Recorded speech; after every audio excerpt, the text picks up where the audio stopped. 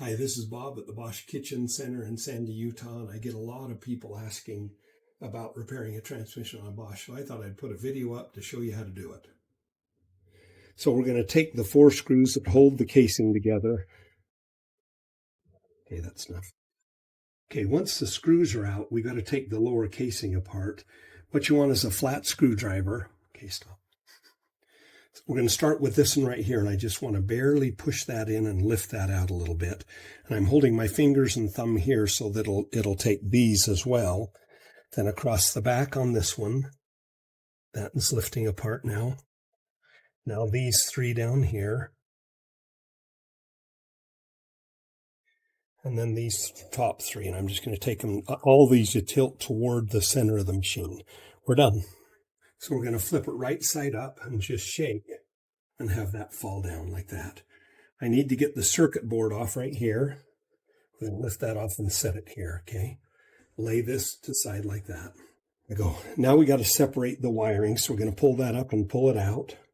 And we're going to take this one right here, pull this out of here, pull this out here, unhook these from here.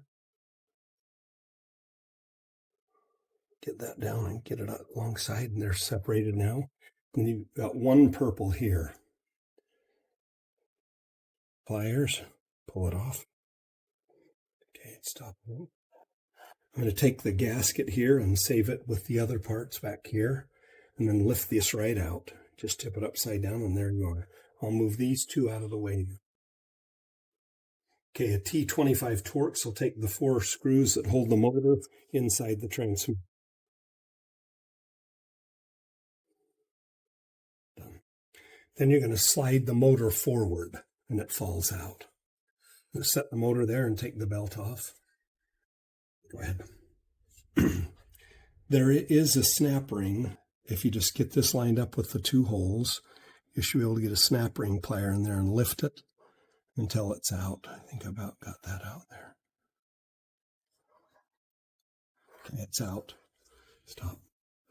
You've got to get these 2 screwdrivers up here and get them between the 2. You can see it coming in right there. And then one in on the other side is how I do it. And then lifts it right out. Sometimes it'll pop out very, very easily. Bearing sound, if you spin that, there should be no sound to your ear. If there's a sound, these bearings could be bad and they can be replaced as well, but these are good. These 4 screws are a T10. I'm just going to take those out real quick.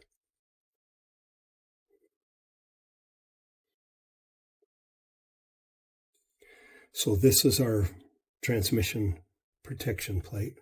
Set that there, and then we got to get this out because this is rusted inside here. Okay, stop. You can press this out, but a hammer will usually knock it out. I'm going to take it and drive it here.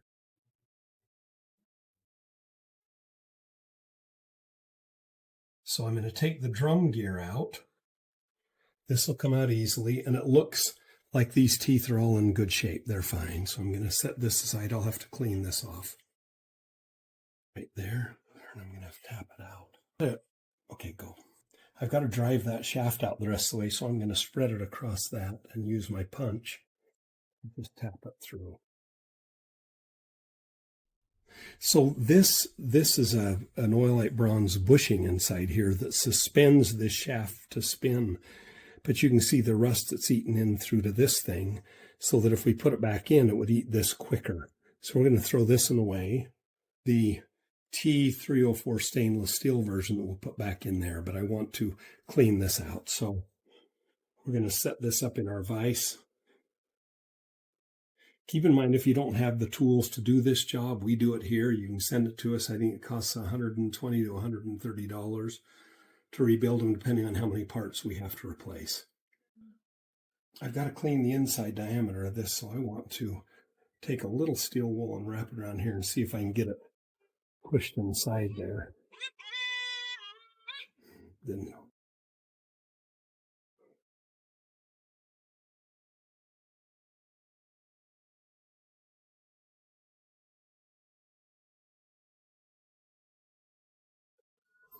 look in there now, Claire. That's amazing. So that's clean. I like the transmission hub here to be cleaned up. So I'm going to take this just with a wire brush and a drill. You should be able to clean that up pretty good.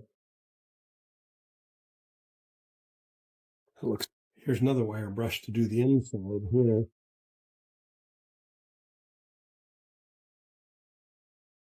I feel like it looks pretty good, but I don't like the corrosion in there, so I'm going to show you another way.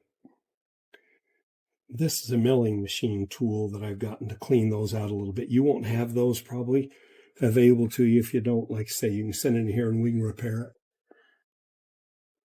I'm putting a little MP in here, which is to help it lubricate as it goes around. So turn that on right now. Okay, here we go.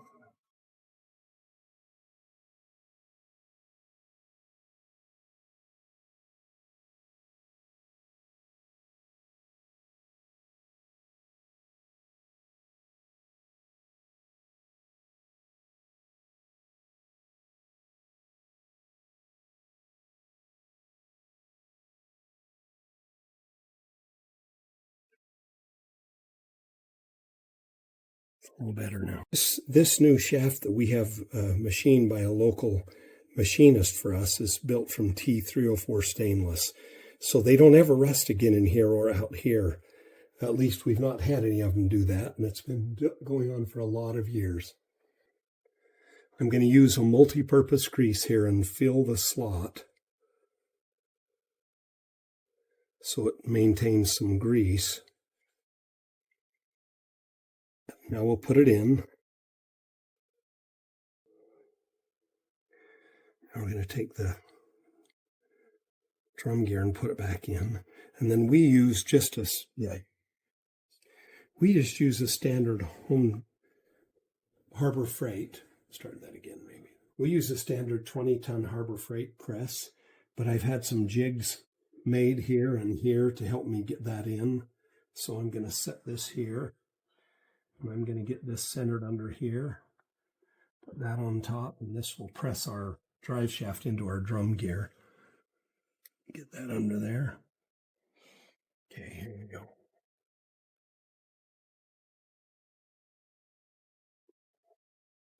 Okay, ready? This one shouldn't slam so loud because it's...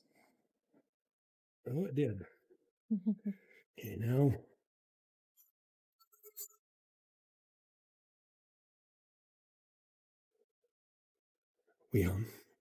So we want to verify that we're not going up and down. If it goes up and down a lot, with this transmission shaft, I'm going to clean the little bits of steel off of here, and then we'll press it back down out just a touch to make it true. So I'm going to press that shaft back out a little teeny bit, just so it's tight. Now it's flush across there, and then hopefully we won't have it going up and down. You can't have this, it's got to be completely perpendicular so it runs smooth. So that is in, it's pressed in. We do sometimes put a little bit of grease, but if you do put grease, it's just going to be just barely a little bit of surface grease on top of the gears. You don't want it really floating in it. This one has enough of the original grease that I really don't have to add any. I'm going to put this back on and get my screws lined up.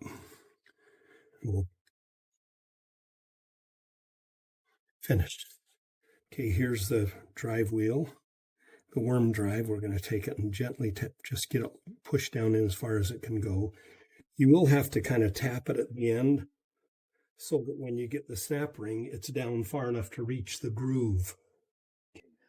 So I've gotten it so I can see the two eyelets there and there, and I can hopefully barely catch into those. I've got them, and I'm going to squeeze and push it down, and I'm going to use a screwdriver on this side to push it down.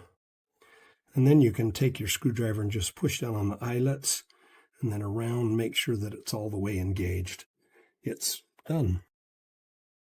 Okay, so we've got to put this all back together again. And what I want to do is show you a couple of things that are kind of difficult to do, like getting this apart, apparently. So the first thing we've got to do is get the dial out. The dial cannot be in here when you assemble it. So what I'm going to do is show you how I do this. I take it and turn it this way so I have a finger and I can pull pressure right here. While I'm pulling pressure, I'm going to get a little screwdriver and turn so that moves. And I'm going to turn so that moves a little bit, and then turn so this one moves a little bit, and then push it. So I saved it so that all three locks, 1, 2, 3, are all intact and good. We're going to put the motor back in the transmission, so we'll set that like that. We'll put the motor back up in there, set it up in the grooves here, and then slide it backwards. And then we'll put our screws in again. You guys saw how those came out, so they'll go together the same way. On this machine, the MUM6N series, this is supposed to be about that tight. You don't want to have it sagging. Okay, that's good. While it's apart, I like to clean these grooves that can't be reached very well when it's assembled, so clean those all the way out. There and across the back, across this side. And get your nail into a Clorox wipe and clean it right out. And then the underside, the one that connects here and here and around here and here. And there's one other place I'd always have you look.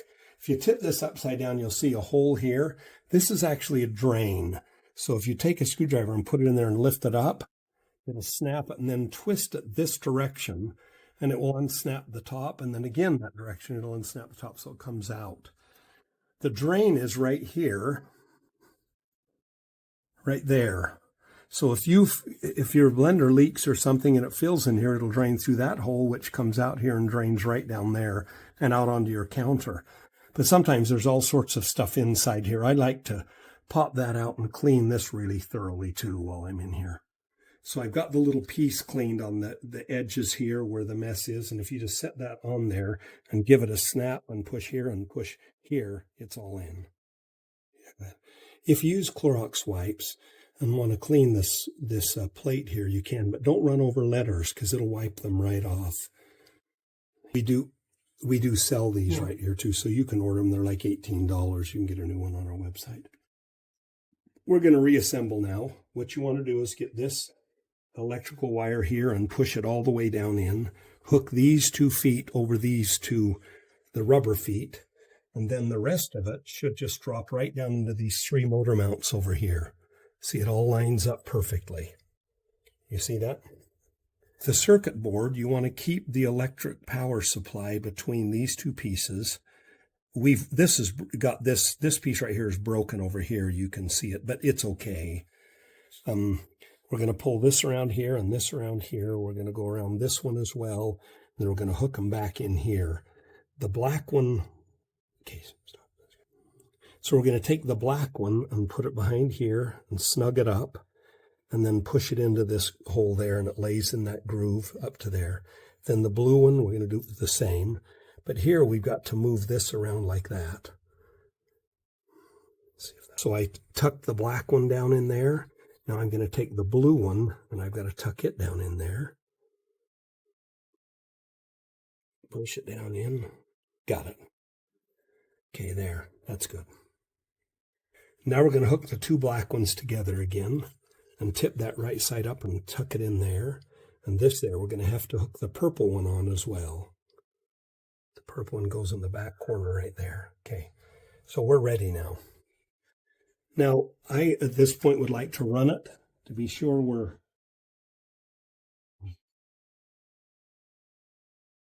Remember, your cap has to be on in order to have power, because there's a micro switch up under here that allows that to run. We'll put a screwdriver in here and we'll turn it on. If we don't have power, we've got something on. So we'll where were we at? So we're going to turn it on. I'm just going to put this in there.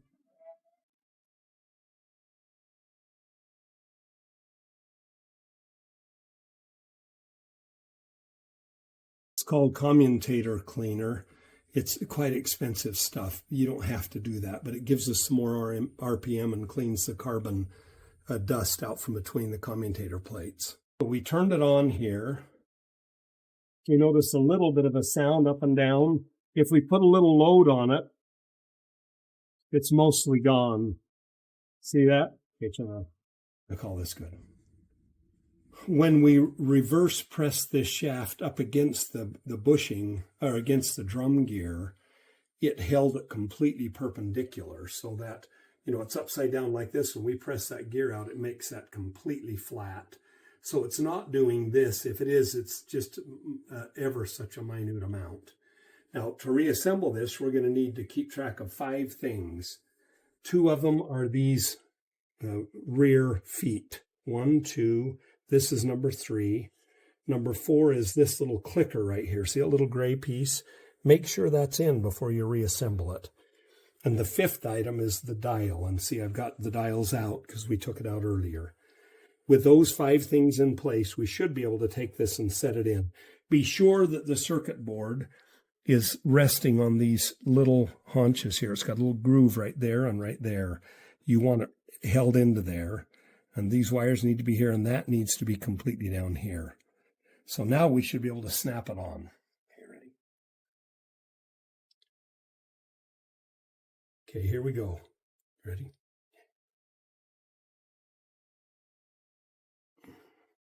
It's completely assembled now.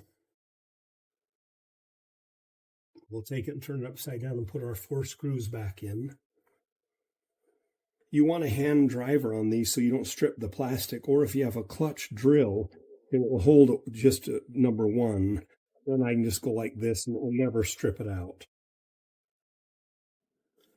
Now this is the dial. We got to reassemble that. So inside here you can see the rheostat, which is on the circuit board, and that's 1st, 2nd, 3rd, 4th speeds, and back this way is spring loaded. So we know it's off. This also moves to 1st, 2nd, 3rd, and 4th speeds, and then spring loads back. Make sure they're both in the off position before you attempt putting this back in. And you'll just take it like this. I like to take the little prongs there and put it in 2 holes, and then I've got to press down on these so I can get that back in. Come on, I'm wiggling it to see if it'll get her to go. Nope. Okay, let me try again. There it goes. Okay, that should work. We'll turn it on.